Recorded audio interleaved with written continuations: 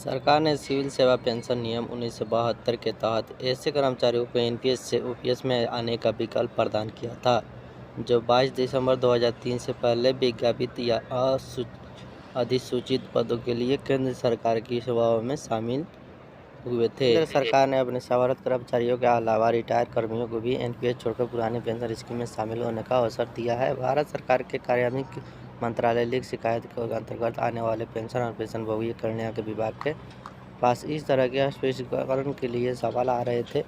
विभाग का कहना था कि कुछ ऐसे विशेष शर्तें पूरी करने वाले कर्मचारी और रिटायर्ड पेंशनर एनपीएस से पुरानी पेंशन व्यवस्था में शामिल हो सकते हैं। सरकार ने केंद्रीय सिविल सेवा पेंशन नियम 1972 अब 2021 के तहत ऐसे कर्मचारियों के एनपीएस में ओपीएस में आने का विकल्प प्रदान किया था जो दिसंबर 22, 2003 से पहले विज्ञापित या अधिसूचित पदों के लिए केंद्र सरकार के सेवाओं में शामिल हुए थे। ऐसे कर्मियों को 31 अगस्त तक किसी भी विकल्प का चयन करने का मोहलत दी गई थी। ये आदेश मार्च 2023 में जारी किए गए थे। ऐसे कुछ कर्मचारी ऐसे भी थे जो आदेश उक्त से पहले रिटायर के लिए पूछा गया कि उन्हें सेवानिवृत्ति के पश्चात एनपीएस से ओपीएस में शामिल होने का विकल्प मिलेगा। सरकार ने कहा कि ओपीएस में आ सकते हैं बशर्ते उन्हें कुछ शर्तें पूरी करनी होगी। केंद्र सरकार के उन कर्मियों को जो 1 जनवरी 2004 को या उसके बाद सरकारी सेवा में आए थे लेकिन उनकी भर्ती प्रक्रिया उस तिथि से पहले ही पूरी हो चुका था जिसमें पदों के विज्ञापन से पहले से लेकर भर्ती की सभी औपचारिकताएं शामिल थी।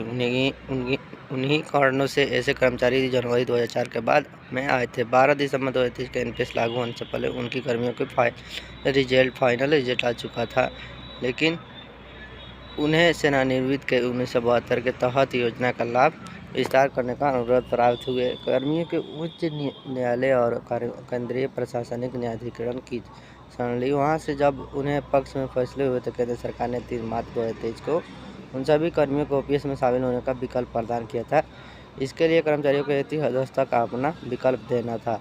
सरकार ने आदेशों को कहा दिया गया था कि इस संबंध में विभिन्न अभियोजनों के संदर्भ और अदालतों के फैसले के प्रकाश में वित्तीय सेवा विभाग, कार्मिक और प्रशिक्षण विभाग, व्यय विभाग और कानूनी मामलों के विभाग के परामर्श मामले की जांच की गई। इसके बाद अब यह निर्णय लिया गया है कि उन सभी मामलों में जहां केंद्र सरकार ने सिविल कर्मचारियों को किसी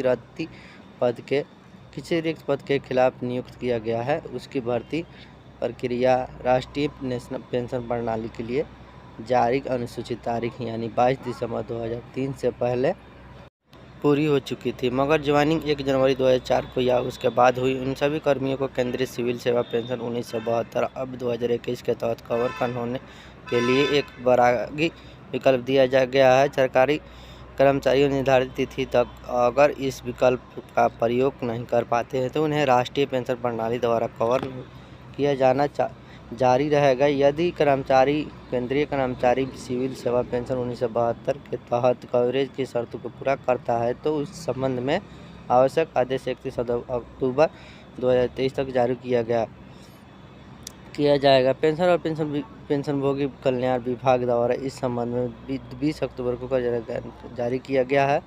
20 अक्टूबर को कार्यालय ज्ञापन जारी किया गया है। इसमें कहा गया है कि ऐसे कुछ ऐसे केंद्रीय कर्मचारी हैं जो अब रिटायर हो चुके हैं।